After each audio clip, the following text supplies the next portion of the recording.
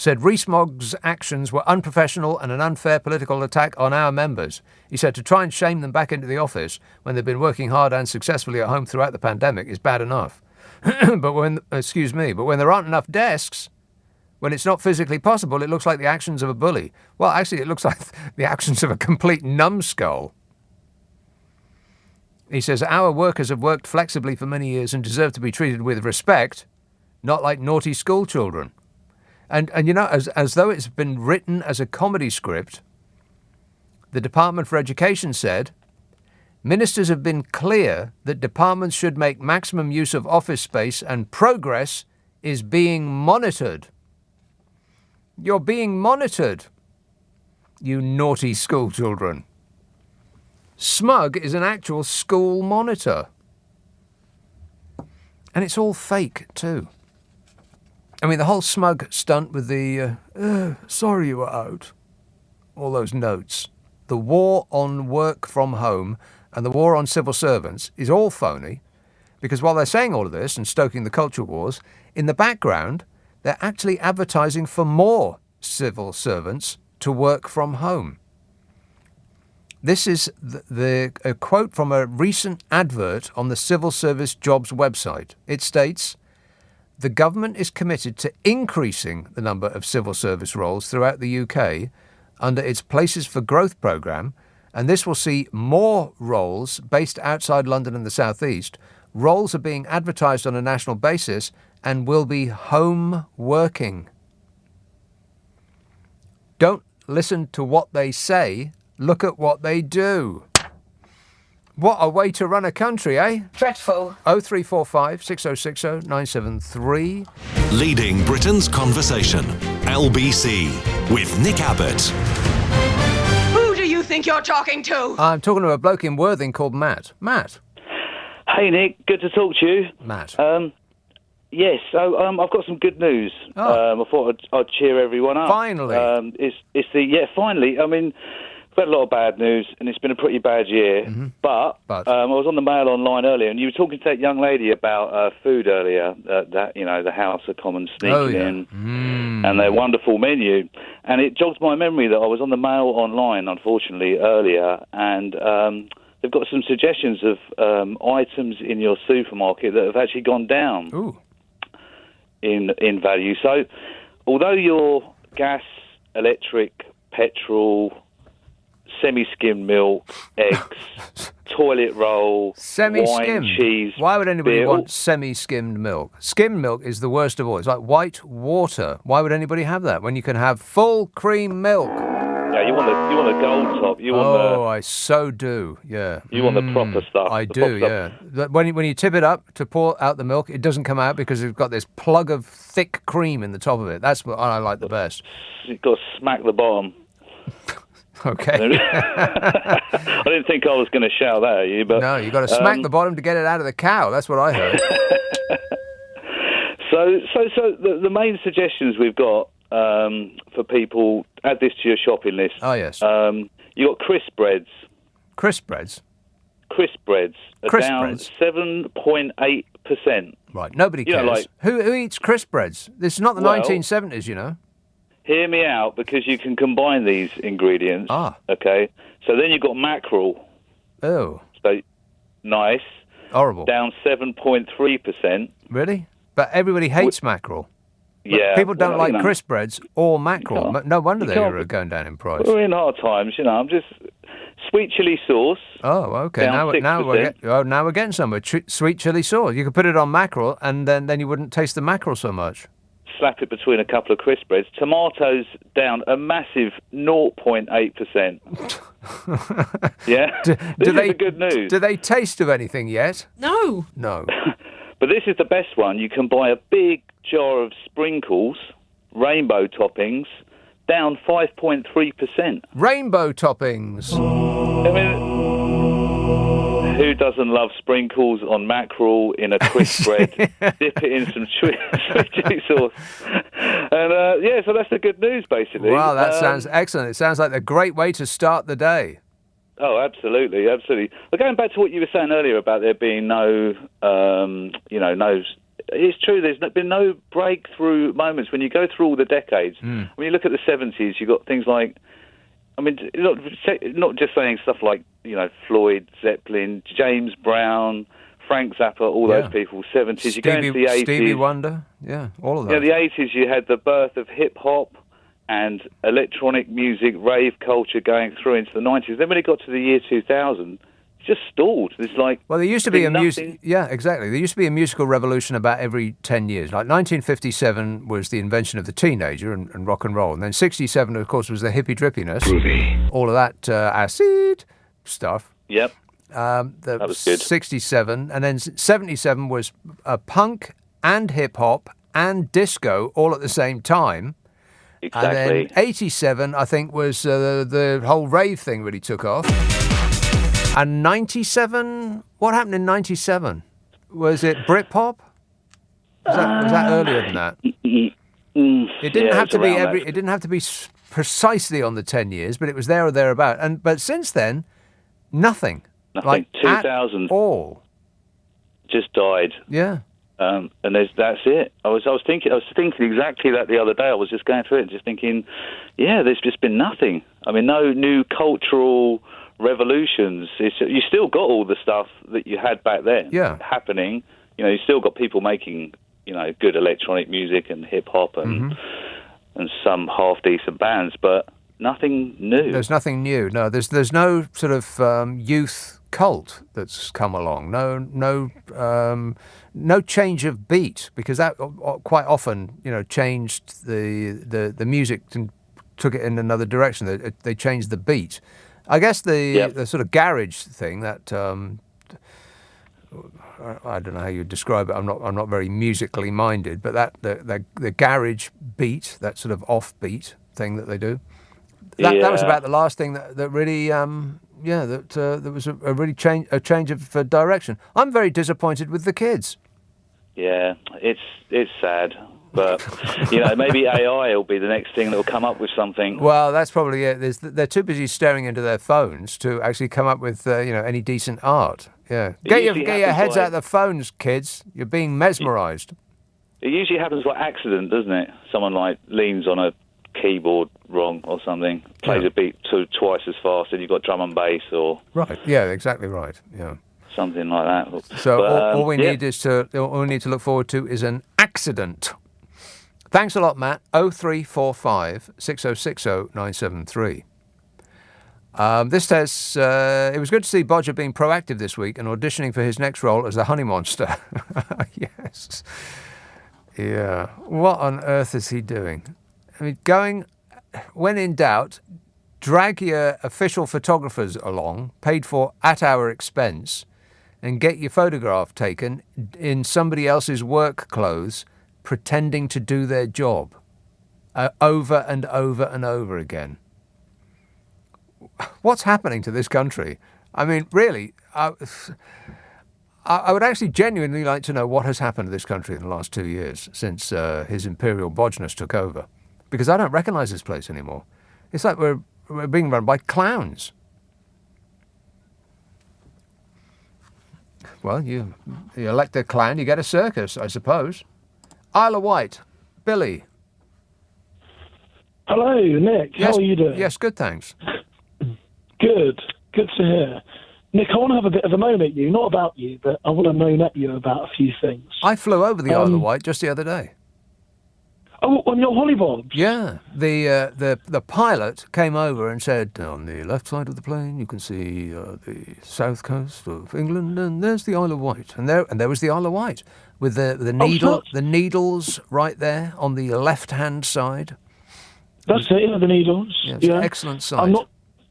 I'm not close to the needles, but that explains who I was waving at the other day when I saw someone waving through a window in the airplane. I wonder who that was, and it was you, wasn't it? Yeah, I was. Yes, I was trying to cheer people up on the Isle of Wight because I think you lot are in a funk. There being nothing to do there. It must be so boring. Yeah, it's not the funnest place to be, Nick. No. That's why I went over it at 500 miles an hour, and it bored me. Yeah, that's enough for anybody. I even feel sorry for you that you had to go through that displeasure, Yeah. if I'm honest with you. One good thing about the Isle of Wight, though, is the housing and the rental properties are a little bit cheaper over here, but they are going up, like obviously the rest of the country. But I thought the Isle of Wight was a centre for bazillionaires to go and hide their ill-gotten. Oh, no, that's the Isle of Man. A lot of people don't realise the Isle of Wight is part of the same jurisdiction as obviously like Portsmouth, Southampton, and the rest of the UK. Oh, Although so I think they don't engage in all that financial finagling. No, which I'm glad we don't. But I do think very briefly we had our own king. I think very, very briefly on the Isle of Wight we had our own king of the Isle of Wight. But that didn't end very well. Nick, I know obviously you're, pressure of time and everything, so I just wanted to moan to you about the cost of living crisis, because, obviously at the moment, well, everybody knows, don't they, the government are sitting on their hands. Mm-hmm. Well, I've got a couple of suggestions for them. One of them is that we tax gambling money and profits and people that gamble, because... Don't we do that already?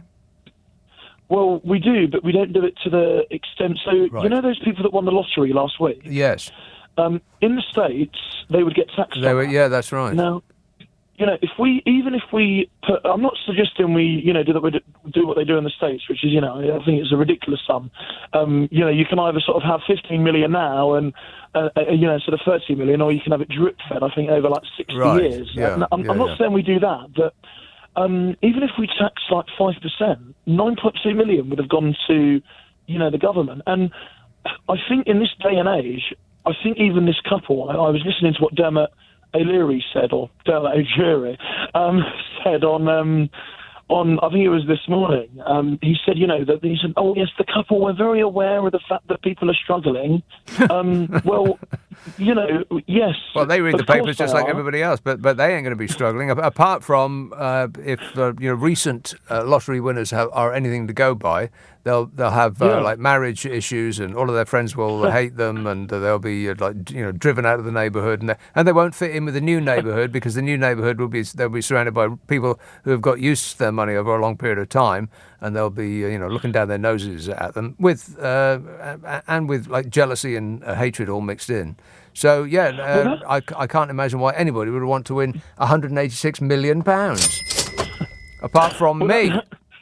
That's the other thing, you see, because everybody else is going to resent them. I'm not saying that doesn't already happen at the moment, but as things start to become more costly, and we're only at the start of this, but as things start to become more expensive and living becomes more of a struggle, don't you think it would be a good idea if we all knew that actually, a decent chunk of that was actually going into the coffers, and subsequently, paying for sort of people on benefits to have more than they should have currently. I think that would be a good start. And as far as luxury goods go, Nick, I think they need to put a higher tax on that as well. What are people doing going into Harrods and only paying 20% on their VAT luxury items? It should be higher, in my opinion. Right, well, you're getting a lot of thought. Leave it with me. Thanks a lot, Billy. 0345 6060 973. The sprinkles are cheaper. I don't know if you've heard about that. If you are affected by the cost of living crisis, then just to be comforted by the fact that sprinkles in rainbow colours are cheaper, as is mackerel. Disgusting. Which you will find around these parts, and nobody eats here. We have to export it to the European Union. Uh-oh. Oh, no. I just said the EU words. I didn't mention the B word. I think I got away with it. 0345 6060 973. Text 84850. Email nick@lbc.co.uk. If you're on Twitter, it's @LBC. By the way, yesterday I said that I was going to do the next episode, taping the next episode of the podcast, What's Your Problem with Nick and Carol? I was going to be doing it today. Liar! That's not true. We're going to be doing it tomorrow. So if you have an issue that wants solving, send it to the following address: nickandcarol@global.com, nickandcarol@global.com, and prepare for a certain amount of satisfaction. Oh, right, yeah. The idea is that me and Carol guffaw while trying to solve people's problems. It's a podcast that lasts an hour long. It will not tax the mind, but it will amuse your face. If you like your face being amused, then it'll be right up your alley. Ask for it by name on an internet near you. What's your problem with Nick and Carol? This is LBC. And make every day a good day. Exclusively on the McDonald's app. 18 plus. This is LBC with Nick Abbott. He is a very sick and dangerous man. Tom tweets, the Sue Gray report is about as independent from the government as my bottom is from me. I wonder if that's the Tom with the detachable bottom. You know, it comes off like a sunroof. Extra added air. Adam says, Nick, can you please ask Zaphod how many times Bodger begged Sue Gray not to include the images of him following the rules at all times? I followed the ministerial guidance at all times. He says in her final report, how many times did Bodger beg Sue not to include images of him following the rules at all time in her final report? I followed the ministerial guidance at all times. He lied. Thanks, says Adam. Well, let's ask Numbers Zahawi. So obviously, but I know certainly, but you know,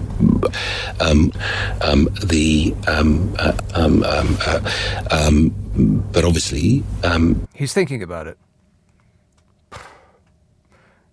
Colin texts, Nick, got an £80 ultra-low emission zone fine this week. I now live in Germany, so I wasn't aware. Fair enough, ignorance is no defence, but I'm told I could have travelled in the same older car if I'd paid in advance a £12 charge. I don't get it. Is this about emissions or just another road tax? Seems to me, Colin, that you sent me this text last night. I'm getting déjà vu from a texter in Germany. What's that about? Yeah, it's just another road tax. Tanya in Leatherhead says, listen to you now, low volume in bed, trying to stifle my giggles so as not to wake up my husband. Wake up, husband. It's later than you think. Your wife is giggling. Stop giggling, Tanya. Basildon. Hello, Tilly. Hello. Tilly. So, I was just thinking, when does a hallway become a corridor? Oh, that's an excellent question. When does a hallway become a corridor? How many doors does it take? How many doors does it make to be a corridor and not a hallway? And not a hallway.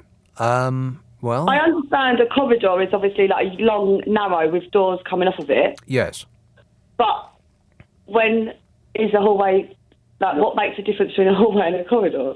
Right. I think that a corridor has to be longer than it is wide, whereas a hallway can be perfectly square or circular. So, for instance, in my house, I would call it a hallway, but it's long and narrow with the garage door, a living room door. There's three doors coming off of it, and I've never thought of it as a corridor. But then I thought, I actually just thought it's a corridor, not a hallway. Have you considered asking an estate agent for their view? Well, I thought I'd ask you first. Well, I'll tell you what they'll say. They'll describe it as a stunning hallway. Well, they'll probably describe it as a stunning entertainment room. It is quite entertaining. But what is it? I think, when does it become a corridor, though? Because it is basically a corridor, isn't it? Would you agree? Well, how long is it? About 10 foot, but it's long and narrow with three doors coming off the side. How wide is it? It's narrow. Well, is it? 2 metre wide. By 15 metres long. 2 metres wide. That's 6 foot wide. Are you sure about that? Well, no, probably not. It's 1.5 metres wide. Okay, your whole story is beginning to fall apart here, Tilly. Do you actually own either a hallway or a corridor? Because I'm doubting that. When does a hallway become a corridor? I think I don't think that your hallway / corridor even exists. But thanks for the query there, Tilly, and I hope that that's helped. Has that helped? No. No. Failed again. Another dissatisfied customer. Colin texts, hi Nick, I was at that concert too. Oh, you're talking about the Pink Floyd gig? It was the opening night, says Colin. Yeah, I'm pretty sure that's right. It got cancelled to the following week. The following week? I thought it was much, much later than that. Best concert in my eyes was, and always will be, but shame they didn't do On the Run. It was like a battlefield. Wow, that's all over the place, Sir Colin. I thought that the gig was much later than that. Following week. Okay, well, if you say so. It was like a battlefield. I don't really know what that means. Maybe you meant I don't care. Just keep in mind that I don't care. But thanks for getting in touch there, Colin. Mike says, lots of train geeks are calling it Purple Train. Well, I like Purple Train better than the Elizabeth line, which just, you have to almost prepare yourself to say it. It trips off the tongue so poorly. It's like, gird your loins, I'm about to say Elizabeth line. But you need to stand up before you say it. Purple Train. I like that. Well, it should be the Brunel line, most definitely. Paul says we should shorten the robust line to bust, which is almost certainly against the law. Let's have a call from Shepherd's Bush. Hello, Sam. Hi, good. How you doing, Nick? You good, right? Thanks, yeah. This is the first time I'm calling your show. I'll call another time to say how I feel about it and how I find your show. But I called in to make a point about the guy that was talking about the taxing the lottery and people's wins. Mm-hmm. I'll be honest with you, he's entitled to his opinion, but I was sickened by it. When I say sickened, I mean sickened, and I tell you why. Yes. England is infamous for taxing everything. They got council tax, they got road tax, they got VAT tax, even down to inheritance tax. Yeah. I mean, come on. Every kind of tax that's ever been invented, yes. Yes. Let me make some more points. People leave this country and seek citizenship in other countries just to avoid that. Yeah, well, to hell with those people. Okay, and carry on as well. It's been a culture for the last 5, 6, 7, 8, 10 years. It's been a culture for the government to turn around and say, we ain't got the money. We need to make cuts. We're going to cut this. We're going to cut that. And they've been doing it for the last... And it's been getting worse and worse. And I'll be honest with you, I'm sorry to sound disappointed, but it's probably going to get even worse. They had the congestion charge. Then they extended it. Then they got the ULEZ charge. Yeah. And now Sadiq Khan's not happy with just... He wants to extend it to the whole of London. Right, well, the idea is to get vehicles out of the centre of London, for the benefit of people. That's fine, but I'm guarantee you they were going to come up with something extra that's going to be petty and let's tax this. I mean, I think... Well, how do you think that people pay for the services that you've just described have been cut? I mean, the two are connected. People pay tax in order to fund those services. Now, the part that's missing is the government that would take the money that they raise on taxes and actually put it to good use, as opposed to, I've got no idea what they do with it, really. I don't. It can't all go to friends and family, can it? Not all of it, surely. It can't all go to donors to the Conservative Party, can it? I mean, there must be a little bit left over, surely. But what they do with that little bit, I have absolutely no idea. And I bet you don't either. Because they don't spend it on the police, and they don't spend it on the NHS, and they don't spend it on the firemen or the nurses. They don't spend it on the schools, and they don't spend it fixing the potholes in the road, and they don't spend it on social care. I've got no idea where it goes, but we know that it goes. They're very, very efficient at disappearing our money. But you can't have one without the other, Sam. You can't complain that on the one hand they're cutting services and on the other we're being taxed too much. I've said this many times before, but and thanks for the call, Sam. But you're not getting on again because if it seemed like there was like a glitch in the Matrix, it's because he said something that he shouldn't have done. So that's the third time somebody's had to get dumped in this show tonight. I can go through a year without having to do it. It just must be something in the air, I suppose. But you can't whine about taxation and about services being cut because the two are in fact connected. And the countries that tax a lot and spend that money on things that benefit the people, coincidentally have the happiest people in the world. It's not by accident, and it isn't a coincidence. The one leads to the other because it creates a safety net. It creates the feeling that if things go wrong in your life, it's not necessarily a total catastrophe, which is where we are, and especially in America. If you're rich in America, you'll be just fine. If you're poor, well, best of luck. Maybe you can pray your poverty away. Try that. 0345 6060 973. Text 84850. Email nicka@lbc.co.uk. And if you're on Twitter, it's @LBC. Friday, Saturday, Sunday night at 10, Nick Abbott, LBC. This is LBC from Global, leading Britain's conversation with Nick Abbott. Some nobody.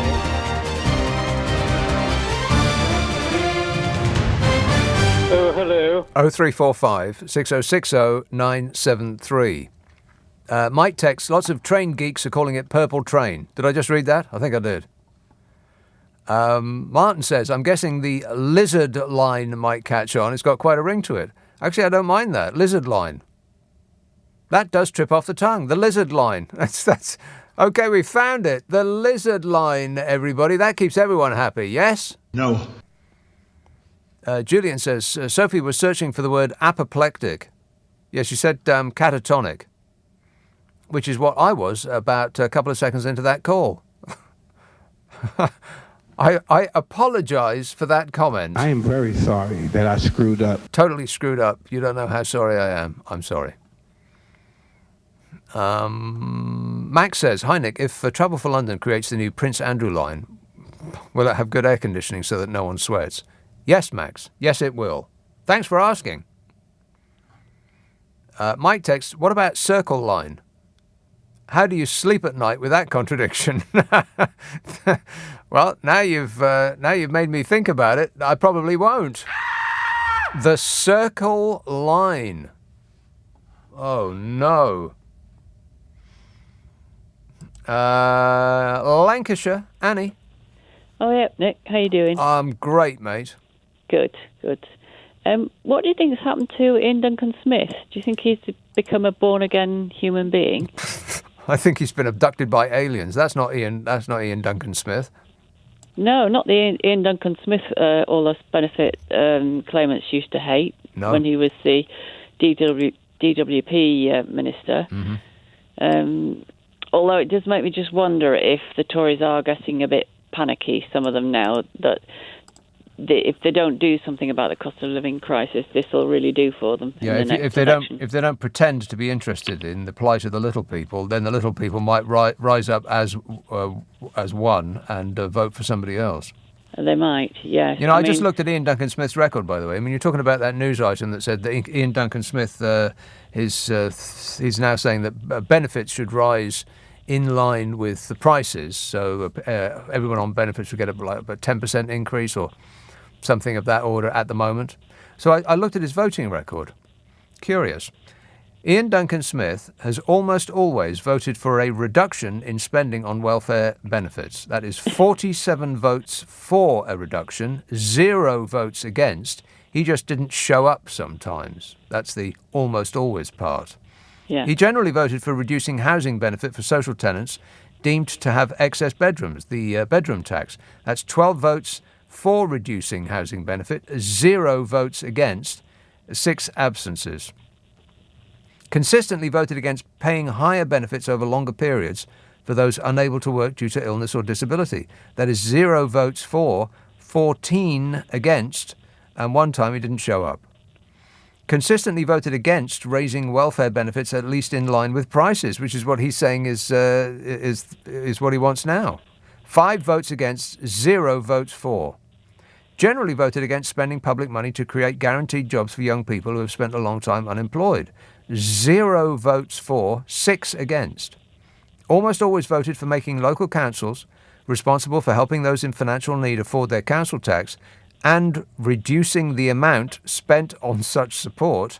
3 votes for, 0 against. So it seems like the Ian Duncan Smith that we know and don't love is in no way related to the Ian Duncan Smith who now wants the benefits to be risen in line with inflation. I don't know what's happened to him, but maybe he has been invaded by aliens.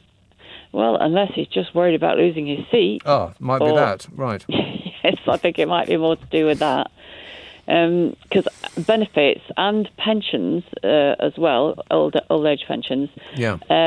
I should mention, just by the way, as a point of order, that information comes from a website called theyworkforyou.com. You can type in the name of your favourite MP and see how they voted. I'll save you the time because I haven't not yet come across any Conservative MP who has voted in any other way to that which I have just described. They're all like that. Yes, definitely. And Esther McVeigh's another one who people on benefits particularly don't like when she was in the DWP. But I think they're just getting a bit worried now, and because our pensions, because me and my partner are both on pension, state pensions now, and also on disability benefits. None of them, all of them, only went up by 3.1% in April, and obviously it's 9.2 inflation now. Yeah. So, anybody on benefits of any sort or on state pensions, it's, in real terms, it's a 6% cut, isn't it? Mm-hmm. But I tell you one thing that actually has really made a difference to our energy bills, to our gas bill, and I don't know, I think a lot of people don't know about it. Not turning the heating on? No, we do turn the heating on.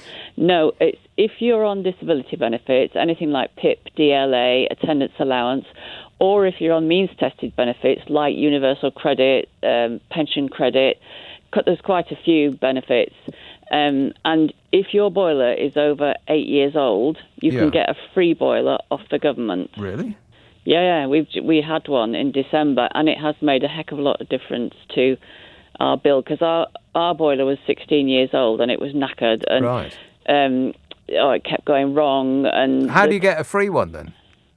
Well, you just find, somebody just looked it up on the internet for me, and I've found this number, and just rung up and said, I want to apply for it. Yeah, they've kept that pretty quiet, haven't they? Oh, yeah. Yeah, this is what I say. I'm sure a lot of people don't know about this, but it's a government scheme. And there's also other ones as well. Some of the energy companies do them for people in certain circumstances. Right. So it's definitely worth. So tell me that again. If you've got a boiler that's over how long? 8 years old. Over 8 years old? Over 8 years old. Then you can get a free one off the government? If you're on certain benefits. Right. Yeah, and because they're trying to encourage people to use a lot more energy, and they are very energy efficient, because our bill has gone down quite a bit. You said that they're trying to encourage people to use more energy. No, less energy. Less energy. I mean, the boiler, because the boilers are more energy efficient, you use less gas. Right. Thereby saving the planet. Pardon? Thereby saving the planet. That's it. Yeah, and also they wanted us to have. We ended up having to pay a bit towards ours because they wanted us to have underfloor, insulation. Like the stuff you have in your loft. Oh yeah. And I have really bad chemical sensitivity, and that stuff stinks. And so I said, I don't want it under my floorboards, thank you. Right. And they said, oh, well, if you don't want that, you'll have to pay something towards the boiler. And I said, why? I said, that doesn't make any sense, because I'm not having something. Yeah, you're having less. They're spending less on you. And they said, oh, but the government want you to have this because it's all about energy saving. Yeah. So we did have to pay, I think it was 600 quid, but the boiler would have been 2,000. Yeah, that sounds like a good deal. Yeah. Well, that's excellent work there, Annie. So, and who did you have to contact to get that? I can't remember what they're called. You'd have to Google. If you just Google free boiler schemes, there'll be quite a few that come up. Right. And this was a government one, but there are other ones. I've never even heard of it. I bet a lot of people haven't heard of it either. So every now and again, this show's educational, yes? Yes. Actually, it is every now and again. Good work. Thanks a lot, Annie. 0345 6060 973. Norman texts, I drove 20 miles today and my windscreen was covered in squished insects, so I think that guy is right. What guy? What guy? The bugs are bouncing back. Shame they didn't bounce off the windscreen, says Norman. I'm not sure about that. I can't remember the last time I hit a bug with my car. And I've been swerving. Every time I see one, I'm all over the road. Steve texts, Ian Duncan Smith wants to raise benefits. Is this the same IDS that was raising his arms and cheering in Parliament a couple of years ago when benefits were cut? Has he had a brain transplant? A brain transplant.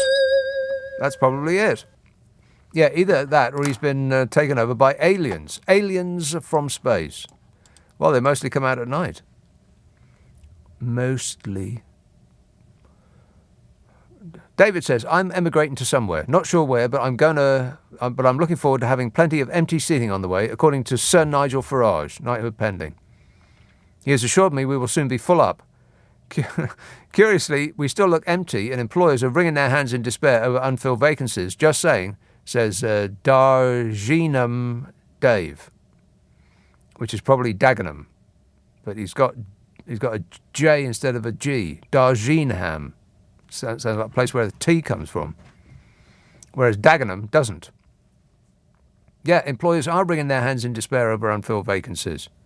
It's because all of the people that used to do all the work that we don't want to do have left, and we still don't want to do that work. No thanks, we say. Appreciate the offer. Thank you. We'd rather do something else than bend over double in a field all day for threepence halfpenny an hour. Nice of you to offer, but we'd rather do something else. Fulham, Wendy. Oh yes, hello, Wendy. Yeah, I was just. Oh God, my word. Yeah, it's official. It's official. What is? I'm a pensioner. It's official. You're a pensioner. Yes. Yeah. You made it. And the things are happening as well. You know, about 10 o'clock, I went down the hallway or corridor. Now, was it a hallway or a corridor? I see, right. A corridor or a hallway? Which was it? Oh. An estate agent would call it a stunning reception room. Oh, that sounds nice. Yes, I'll have one of those. And then, and the fire alarm went off, and I there wasn't cooking, or I just walked along into the kitchen, and it... And the fire alarm went off. Yeah, you're minding your own affairs. And then it made me... Unawares. Well, kind of, because I kicked my own ankle. What'd you do that for? The fire alarm was that loud, it gave me a bit of... It shook me up. Oh, she's just been cut off. Kicked my... Oh, no, she's back again. Initially, I thought, phew. And then I thought, oh, she's back again. Did I go? You went somewhere, Wendy. Oh, no. And there she goes again. I think you've got a call coming in. I'll leave you to enjoy that at your leisure. 0345 6060 973. On that whole hallway corridor issue, this anonymous text says the hallway has the entrance door.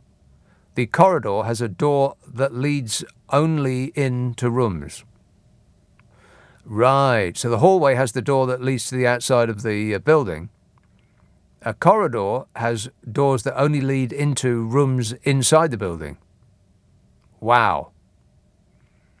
I have now been educated by this programme. Can you believe that? No. 0345 6060 973. Text 84850. Email nicka@lbc.co.uk. And if you're on Twitter, it's @LBC. I do a podcast called The Nick Abbott Habit. Comes out on Monday. It's a half an hour of concentrated amusement taken from old shows. Now, the shows that I'm doing it from at the moment are about 2 years old, so we were at the very start of the invisible bat disease. And it is kind of bizarre how we were talking about it then, predicting how things might go. Completely wrongly, as it turns out. But it's not all about that. It's just the funny bits taken out, stuck in a podcast, lasts a half an hour, comes out on Mondays. It's called What's Your Problem? No, it's called The Nick Abbott Habit, this one. For fuller details, just do an internet search on my name, Nick Abbott Podcasts, and all three will come up as though by magic. This is LBC, leading Britain's conversation. LBC with Nick Abbott. I am not one of your fans! Lee emails, hey Nick, it's 83 degrees here in Crossville, Tennessee. Yes, thanks very much, Lee, but we don't wish to know that. He says, unfortunately, there's an unfavourable trade-off as the house over the road has a Trump 22 flag, which makes 0 sense. But hey, MAGA people don't apply logic. Well, the MAGA hero is an idiot. Trust me, I'm like a smart person. Trump 22. But the next election is not for another 2 years. It should be Trump 24. Morons, Lee, you're surrounded by dinglings. Laura says, that warm Glasgow texter sounds like she might have a fever or have gotten too close to an incontinent child in a public swimming pool. I've got no idea what that's about. Are you sure you're texting the right show, you people? 0345 6060 973. Wembley, hello, Christoph. Hi, Nick. Christoph. I'm not one of your fans either. Thank goodness for that. I'm one of your stalkers. No, seriously. No, just a bit of information that Annie said that... Annie, I think it was Annie who was talking about that scheme. Yeah. It's called Eco 3. Right. And Eco 3. 3. And I've had it done. For us, the underfloor insulation was totally fine. It didn't have any detectable smell. Although I accept maybe Annie does have reasons why she didn't want it. Yeah. But I'm surprised they made her pay extra. That's very odd. I think because it could be to do with a certification. Yeah, I think these government people they get certificates for doing the work. They have to do the work to a certain standard and get certificates. Well, it makes sense that if you're going to put a brand new boiler in there at vast expense, then you're going to make it as efficient as it possibly can be by insulating the place exactly. Well, they like a snood. They did more than that. They insulated it but also made sure it had adequate ventilation. Obviously, because air still has to move in and out of the building for your own health. But they sort of made sure that was the right amount of air when you close all your windows. Right, to a certain amount, yeah. But in my place, even when the windows are closed, you can still see the light from the outside through the gap between the window and the rest of the frame. So it's not just windy. You might as well be sitting outside. Yes. Well, I think that you obviously need to have Nick Ferrari's slot. I need to move, is what I need to do. Steve Allen's, maybe. Yeah. I don't know. Right. The other thing I want to say is I feel really sorry, and my eyes fill with tears for the people who... the wind isn't that bad. I mean, I can draw the curtains. Don't get that upset. No, it's not I'll be okay. You. No, it's not about you. Oh. It's about the people who've just won that big lottery prize. Oh, them. Why on earth would they say that, hello, we've just won £182 million? Why would they tell everybody that? I just don't get that at all. Why would anybody admit to winning that much money? Everyone is either going to hate them or have their hand out for some because, why can't you just give me $1 million? You just won 184 million. All their relatives, all their relatives who are going to get 100 grand or whatever it might be, even if it's 10 million, they say, well, you got 182 million. Why don't you give me 20 million? I don't know. But the reason I feel sorry for them is this. unless they get extremely, extremely good financial advice, which I suppose they will, because of inflation, they are losing £18 million a year. How about that? Would you like to be losing £18 million a year? Yeah, I wouldn't mind. If I started with 180 million, I wouldn't mind at all. All right. Thanks for picking out the disaster from the jaws of success. Thanks a lot, Christoph. 0345 6060 973. Yeah, they'll probably come to regret that. Telling everybody, because they will forever be the people that won £186 million, and everybody they ever meet for the rest of their lives will want at least £1 million of it, because you ain't going to miss it. Why don't you just give me £1 million? What difference is it to you? Just be nice once in your life, people will say. And there will be, the begging letters will start pouring in. I've had my knees removed. Oh, please help me. People like that. My TV remote is like the batteries have gone. I need £8 million. I need your help. Those people. I bet they're buried up to their eyeballs in begging letters at this moment. And people have only just found out who they are. I think the previous one that won like a similar amount, we still don't know who they are. I mean, you'd think that the news organisations would be on the edge of their seat waiting to find out who they are in order to detail their downfall.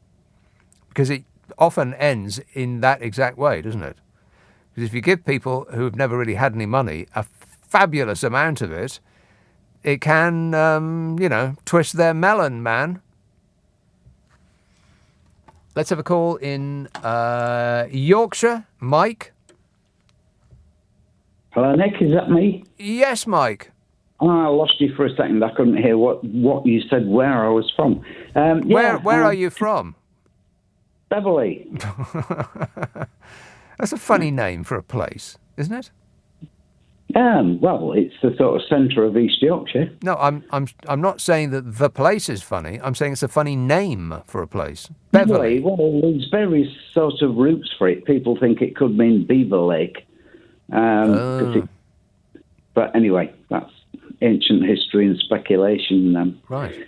But okay, well, yeah. I like that. Beaver Lake. Are there beavers in Yorkshire? Is it a beaver hotspot?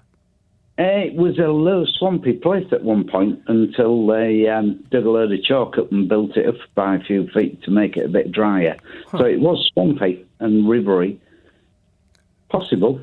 Logical. There is almost no end of information that we have not heard on this programme. I know that what I just said doesn't make sense, but I'm trying my best. Leave me alone. Yes, Mike. Okay. Ian, middle name Smith, came up a few calls ago. Yeah. And this week in Parliament, he was quoting Northern Ireland Protocol, Chapter 13, Verse 6.8, blah, blah, blah, blah, to the Commons to defend the DUP. But when you think back to 2020, when this stuff was going through Parliament, people complained that it was published and they had to vote on it 2 days later. And he said, there's no need to scrutinise it. Yeah. Just vote it through. Right. What could possibly go wrong? Yeah. What a hypocrite. And he's done the same thing with universal credit. No, we'll vote against this, we'll keep it down, everything else. And now he's suddenly saying, it should go with inflation. Yeah, well, look at his, like I said before, look at his voting record. He's almost always, he has, in fact, always voted against increasing any kind of benefit in line with the expenses that people are suffering from.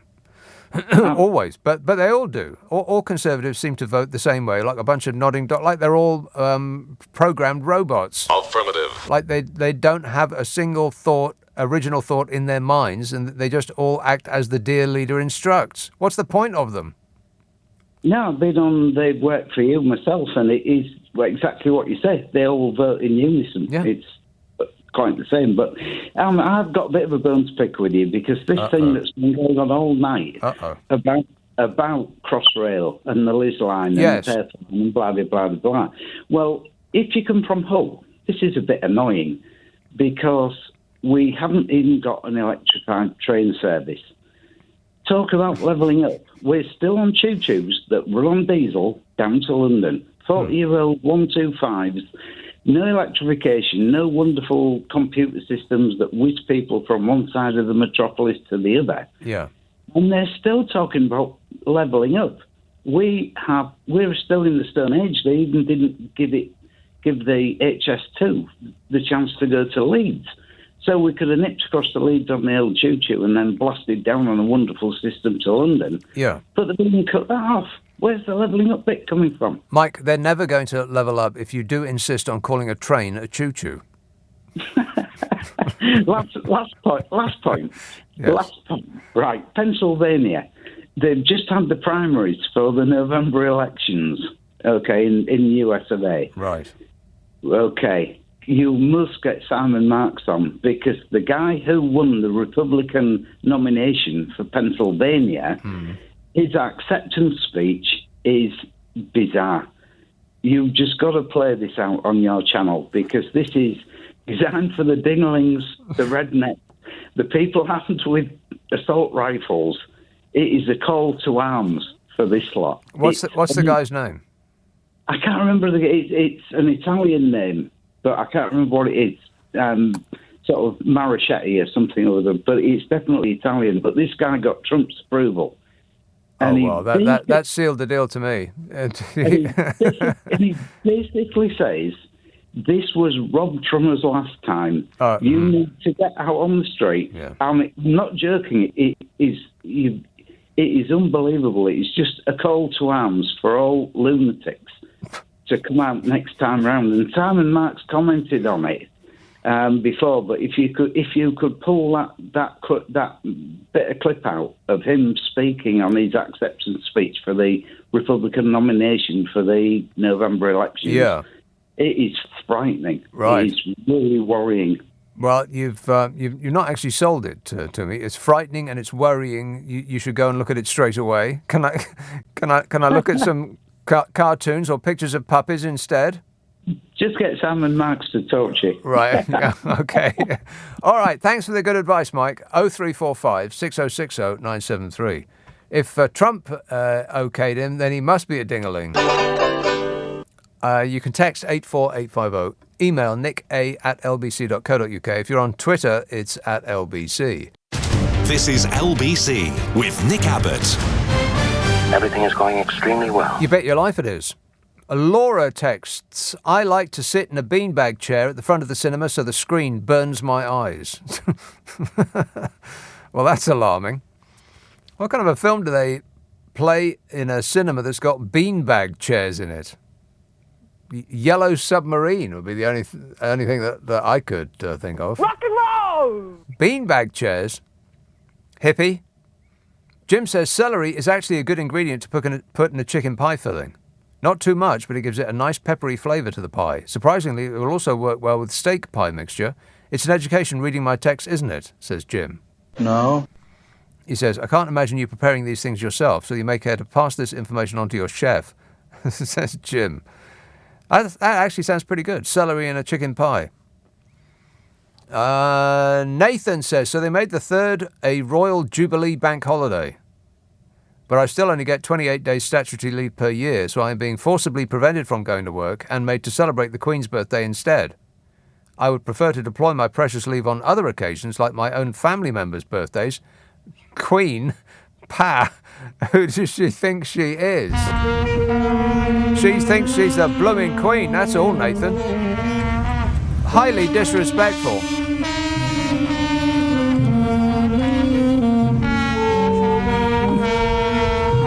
Happy Jubilee, Your Majesty. Oh, somebody sent me a Jubilee mug. Thanks for that. Lincolnshire, Angela. Alexa, stop. Alexa, stop. Alexa, start. No, Alexa, stop. Alexa, start. No, she knows my voice. She knows me. Oh, right. Okay. Go ahead. I do apologise. Nick, it's nice to speak to you. Angela. I have to admit, it's the first time I have listened to you tonight. Yes. You're very disappointed. I apologise. No. It's my boyfriend what said I must listen to you because he listens to you all the time. Right. Well, he sounds like a keeper, Angela. Oh, I don't know about that. We'll discuss that later. Well, out of 10, Mark's out of 10 for, boyfriendness. Oh, he's a 10. No, actually, no, he's a 9. A 9, right, yeah.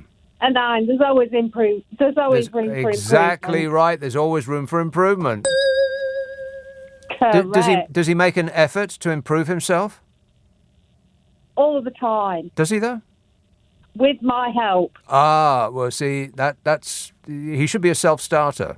He should know the areas in which he needs to improve and do something about it himself. You shouldn't have to help him to do that. So I think he's not really a 9 at all, is he? He is. He just needs a little nudge in the right way. Every now and again. You know what I mean? Right. Dress sense more. Dress sense. Right. So what's the worst thing he wears? The worst thing's worse. What, regarding my boyfriend? The worst thing he wears. What does he need to get persuaded out of? Definitely Crocs. Crocs? Oh, Struth, Crocs. Oh, exactly. No. I mean, I'm sure they have their place and that they are an excellent product in every way, shape and form. No, they have got the right place at the moment in the bin. In the bin. Because the dog has chewed them. Okay. Yes. Good man. Anyway, that's not what you called about. So what's up, Angela? No, it's not. It's just... Does he wear socks? Does he wear socks? Hang on a minute. Back up. Does he wear socks with Crocs? No, he has the hole, the suntan holes on his feet. Right. Okay, carry on. Not a good look. No. Not a good look. But no, sorry. Yeah. No, the reason I called, I'm not very into politics. I'm being totally honest. But? And for the last few years, I haven't voted because I don't agree with any candidate, basically. Well, but there must be ones that you disagree with less than others. Must be. Stop it. Sorry, I'm having a three-way argument here. Right. Tell him to shut up. Shut up. Hit him with one of his Crocs. No, the dog's chewed them. We've got no Crocs anymore. They're in the bin. Right, okay. I don't agree with Bodger, and I don't like Keir, and I'm sorry, but it goes back and back and back. How about the Greenies? Yeah, I'm quite into the Greenies. Right, well, there you go then. How about the Lib Dems? Give and take. Does the Nazi Party have a candidate in your area? No. No, okay. Not to my knowledge. Just checking. Right, well, pick one of the least bad options, Angela. Promise me you'll do that. Well, at the moment, it's the Conservatives, but... The Conservatives are the least bad option. Oh, sorry, no, they're the least worst option, sorry. They're the least worst option. They're the worst option. They're bad. The most, very bad. The most bad. Right. Very So bad. the least Very worst is. The least bad is. The best, in other words. Who's the best? Who's the best? Yeah, say it. At the moment, Go on. I would say the Green Party. The Greenies. Groovy. Right. But, But. as I say, I'm not trying to criticise any government that at present or the past, they've all made bad decisions in the past. But some worse than others. Exactly. Right. And what my argument is many, many years ago when I was a child. Yeah. Before Crocs had ever been invented. Crocs had never been invented. No. Definitely not. Sandals. But We had great- sandals. We did have sandals with socks, which weren't a good fashion accessory. No, but they weren't. No. No. I think Great English Britain- people's feet should never be seen, like particularly men's feet. English men's feet should never be seen. Not now, not ever, never. And don't wear shoes of any kind without socks. Crocs, on the other hand, you can wear with socks, apart from always when you should never wear Crocs. Crocs should never have been invented, in my opinion. But Crocs should never have been invented. No, probably not. You might be right about that, unless they're advertising with us, in which case they are excellent footwear, and everyone should have at least a couple of pairs. And that is the official position of this show. Angela, I don't know where this is going. Do you? Well, what I was trying to say was, many, many years ago, as a child, Yes. my dad always told me Great Britain was self-sufficient. We've got this, we've got oil, we've got coal, we've got steel. Yeah. But now we haven't got any of that. We've got nothing, Right. and we're relying on every other country. Yeah. Well, everyone's connected to everyone else these days. It's called globalization, and you'll miss it when it's gone. Believe me. Well, I don't think we will. I think we need to make Great Britain again, and we need to be self-sufficient. Well, you can't be. You can't be self-sufficient any more than you personally could grow all your own food and make your own clothes. You have to farm out, like literally and figuratively, you have to farm out tasks to others who are expert in that. And then once you do that, then you start to look for the money that you can save by giving it to someone who has an entire factory who can make clothes for you. Because if you want somebody to make clothes for you personally by hand, that's going to cost a lot of money these days, a lot, because people don't do that. What we do is we farm it out to a factory in China who make hundreds of thousands of clothes. And that's why you can go to the shop at the end of your road, Angela, and you can buy a packet of 3 T-shirts for £5. That's what I'm saying, when you'll miss it when it's gone. We can't do everything. And it remain at the cheap prices that we enjoy, because everything is cheap. I mean, it really is. You might think that everything is expensive, but compared to how things used to be, everything is cheap. Go to a supermarket and see all the food that is available now at virtually nothing at all that used to be unavailable in the 1970s even. You don't have to go back that far. I mean, the amount of fruit and vegetable, for instance, that's available all year long that you could not get in the 1970s. Strawberries used to be available for about a month when I were a lad. Ditto, I can't even remember that we had nectarines. We didn't have limes.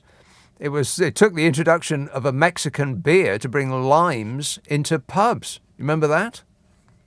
So everything has changed because of globalization, and everything has become cheaper because we have people that specialize in things that if we had to do it ourselves would cost many, many more times.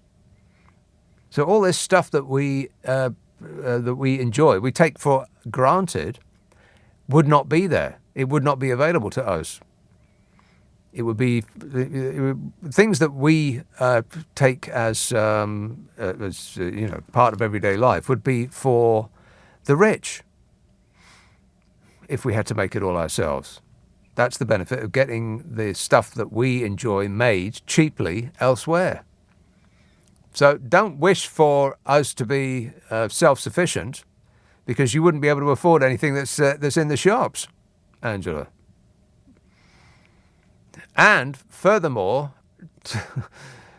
don't go out the house with your boyfriend wearing Crocs, for crying out loud.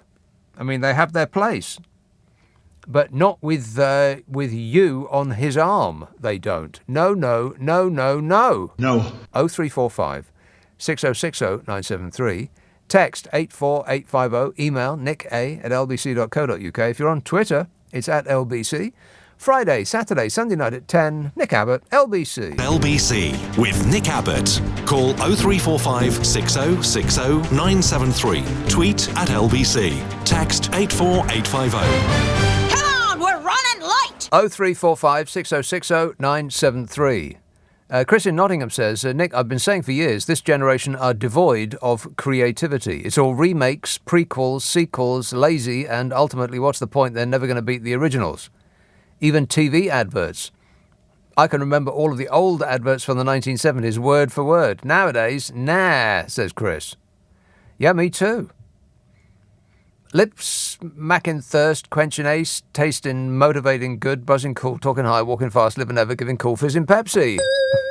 Wow. I remember when that ad first came on, it was in a cinema. I suppose I was getting ready to watch James Bond or something like that, maybe Thunderball, something of that order. And they hit this big bass note at the beginning of that ad, do you remember? Boom, da-da-da, and then the words come up on the screen. God, it was so exciting. It made me want to rush out and buy a Coke.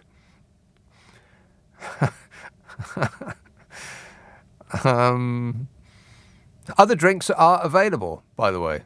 I don't know if you're aware of that. Julius says, Nick, your caller Eric regarding immigrants who can't speak English. I couldn't understand a word of it. P.S. Congratulations to JRM for securing the only job created by Brexit. Just the one so far. How's Brexit going, by the way? Oh, fabulous. That's what I thought. Ealing. Hello, John. Hey, how you doing? Good, thanks. I'll tell you what, Nick, I'm actually I'm quite tolerant as a human being, but I'm getting to the point now when I hear people who are old enough to know better saying things like, oh, well, there's no point voting, I don't like the Labour Party, and I don't like the Conservative Party, I don't like them, I'm bothered. It's like, why moan about anything in your loft, about prices being hiked up, about anything else or any other paraphernalia? It's like, suffragettes threw themselves in front of horses, chained themselves to bloody railings, and these idiots act like the chance to vote, which is not allowed in many countries. Look, Russia's rigged. In most countries, it's actually rigged. And we have a free democracy here where you can actually vote. And these morons can't be bothered to go and vote. Yeah. But apart from that, how do you feel about them? No, but it's astounding. It's absolutely astounding. Well, it's very annoying. It is irritating, yeah, because the problem with waiting until somebody really tickles your fancy to go out and vote, who is entertaining or amusing, or you like their face, or whatever it is, or they say something that you think, yes, that's the person for me, is that most people won't ever find that person. So what you've got, what you have is a system whereby only those on the extremes are determined to go out and vote whatever comes. That's it, hence populism. Right. And the thing is, though, you see, whenever I hear somebody saying they're not going to vote for Keir Starmer, it's always kind of, I don't really like him. Yeah. He's a bit loyally. He's boring, or he's socialist, or he's too posh. So I'm going to vote for man of the people, Boris de Pfeffel Johnson.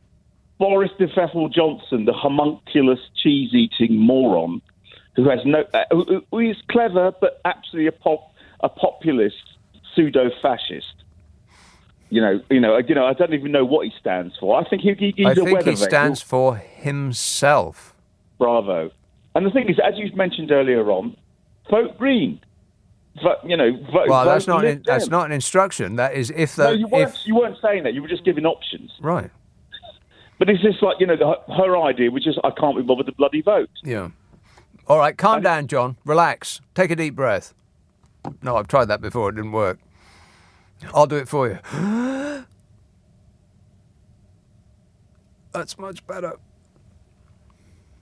This says, hi, Nick. It might be boring to you here on the Isle of Wight, but it's still better than being one of the dreadful... Shall I try that again? Or can I not be bothered? Hi, Nick. It might be boring to you here on the Isle of Wight, but it's still better than being on the dreadful mainland, just says Mark in Ryde, who is confused. On the dreadful mainland, he says. You're an idiot, Ryde. I mean, Mark. But thanks for the missive. Appreciate it. Tom says, hi, Nick. Don't you think it would be better if 100 people won £1.8 million each on the lottery instead of one family getting £180 million? Well, yes, I do. Yes, I do. Like, a lot better. Because if 100 people won £1.8 million, they'd probably spend all that money on goods, goods and services. That money would flow around the economy virtuously.